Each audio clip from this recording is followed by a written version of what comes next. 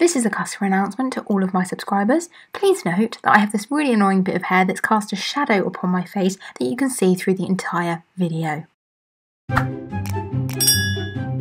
everybody, it's Charlie and welcome back to my channel, or welcome to my channel if you're new.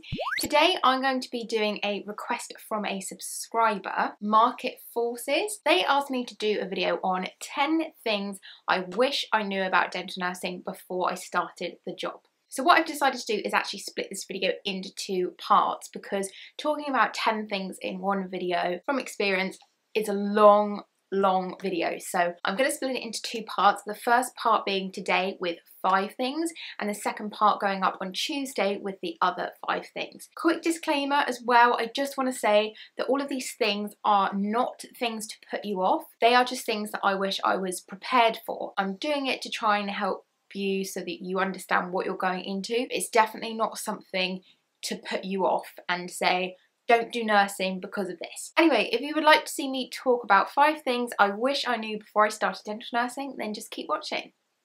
So I've tried to keep this as much of a mix as possible, and when I say that I mean college stuff, patient stuff, nursing stuff and reception stuff, because there is so much I can talk about, but mainly it's patient related. So unfortunately, if you work with the general public, you're going to get a lot of stick, and I could go into detail about each of the different categories you can get stick for, but I won't, because that would be a boring video. And yeah, I'm just gonna get straight in with the first one. So the first thing I wish I knew before I started dental nursing was how much coursework college was. When I was at college, and bear in mind this was like 4 or 5 years ago, we used to have to go to college 1 night a week. So we worked full time. You had to work a certain amount of hours to be able to do college. Can't remember exactly how many hours it was. I think it was something like 28 or 30, something like that. Something like that. We had to go to college 1 night a week. Basically what would happen is we would go to college, the teacher, presenter person, whatever they're called, would put a PowerPoint up on the screen, read the PowerPoint, give us a workbook and send us on our jolly way home. That was what my college insisted of. You obviously could ask questions. There were some sessions which were a little bit more in depth, and we had like speakers come in. Generally, that was what college was. Workbook wise, I personally had a new workbook every single week, and this got a lot. And I quickly realised that although you didn't have to finish it within a week, there was a deadline. So say you got a workbook on week 1, you might not then have to hand that specific one in until week 4. Bear in mind, week 2 you get a new workbook, week 3 you get a new workbook as well. I worked out quite quickly that it was better when you got your workbook, complete it in a week, because then you're going to get a new workbook, complete that one in a week, and then you get a new workbook, rather than having one, putting it off, then getting a new one and having then 2 to work from, still putting it off, and then getting a new one and having 3 to work from. It was always better for me to complete the first workbook in a week, second workbook in a week. You get the picture. But I definitely wish I was more prepared for how much work college actually was. I feel like it didn't give me very much free time at all. I spent all my time revising, I spent all my time doing workbooks. When I wasn't doing that, I was at work physically doing the job. It took up a lot of time doing these workbooks. So that's definitely something, if I was you, I would be prepared for, is that you're not going to have that much free time, because there is a lot of college work to do. Okay, the second thing I wish I knew before I started dental nursing was a little something called CPD. Now, I do have a video on CPD if you're not quite sure what that is. Basically, it stands for Continued Professional Development. This is something which is done on a 5-year cycle. It's quite complicated to understand when you're in college. I didn't understand it at all when I was in college. It wasn't until I was out and I was actually doing it that something clicked, and I was like, oh, I get it now. If you want to know more about that, go and watch my CPD video, because all the information is on there. But as a quick rundown, it's basically extra work you have to do once you've qualified in order to stay registered on the GDC register. You have to go to lectures, you have to do some online stuff, you have to have in-house training, so where people come into the surgery and they teach you stuff for like 4 hours at a time, and you just have to sit there and listen, and you get a certificate at the end of it. So that's basically what CPD is. I wish I knew that before I started dental nursing. It's not a reason why I wouldn't do it, but I definitely would do a bit more research into it ask about it while I was in college, just so I knew exactly what to do when I came out of college, and even start getting a folder together. You don't have to start your CPD until you are qualified. You don't have to start submitting anything to the GDC before you're qualified, but it would be a good opportunity to get a folder together, start organising it, learning exactly what you need to do, and just kind of being a little bit ahead of the game is what I would say. Okay, the third thing I wish I knew, and this is getting a little bit nitty-gritty now, is stuff lands on your arm. What do I mean by that?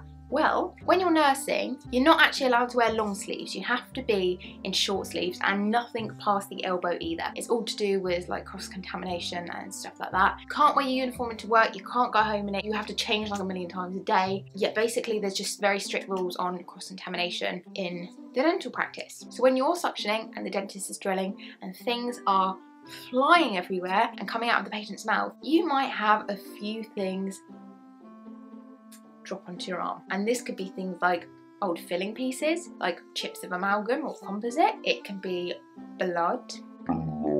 It can be saliva. It can be water from the drill. But it's disgusting. I hate it. It literally makes me gag anytime something lands on me. It's not like you see it coming and you can quickly whip your hand away. You can't see it. 1 minute your arm is clean and dry, the next minute it's covered in water from the jet of the fast handpiece, and you've got a few splatters of blood on there as well. In those cases, anytime anything lands on my arm, I get the microzid spray and I'm like, I just hate anything like that touching. It's like, you know when you put your hands in a sink full of dishes and you touch a piece of food? That's what it's like. So be prepared for that. I wish I could get into an autoclave, but I would die. Just always make sure you're prepared to have a nice hot long shower when you get home. Anyway, let's move on to tip number 4. So the fourth thing I wish I knew before I started dental nursing was patients can get personal. They can blame you specifically for things. Examples of this would be if they've missed an appointment, which is their fault. I'm not saying that there's no excuses for it. Obviously there can be family emergencies, obviously there can be certain excuses, but it's not your fault that they've missed an appointment. So they can get personal with that kind of stuff. They will give you all kinds of crap about how this is your fault, personally your specific fault and not theirs. Even if you weren't the person that booked the appointment, even if you weren't the person that sent the letter, even if you weren't the person that made the phone call, it's going to be you personally that gets hit. Some people are a little bit nicer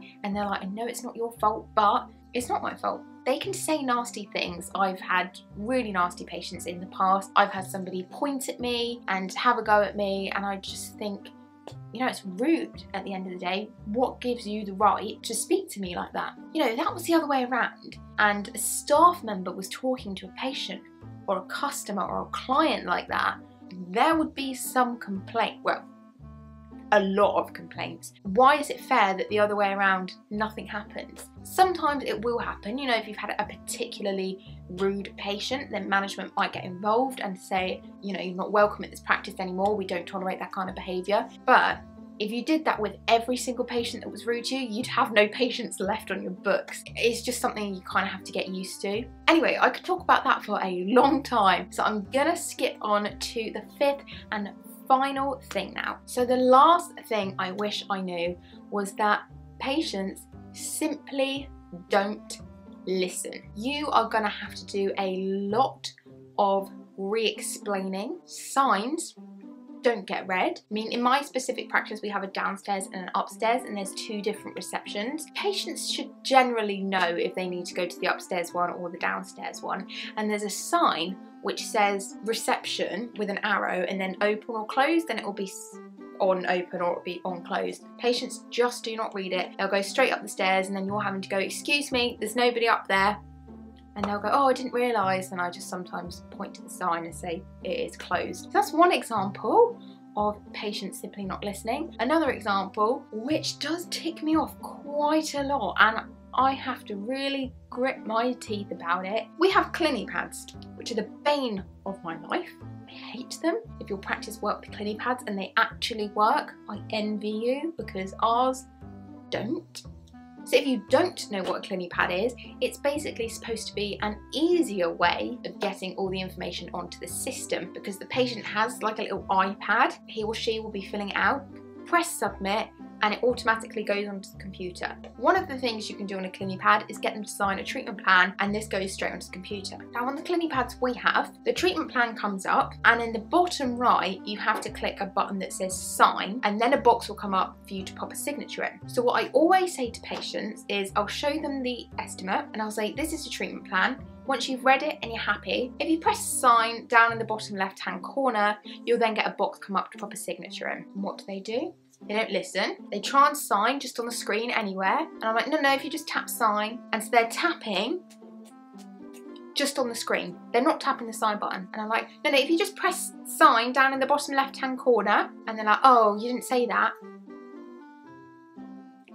Yes, I did actually. It's the first thing I said. This video is actually making me really angry because I'm thinking about all these things now, and it really ticks me off when somebody says, well, you didn't tell me that. I'm like, I did though, didn't I? You just didn't listen to it.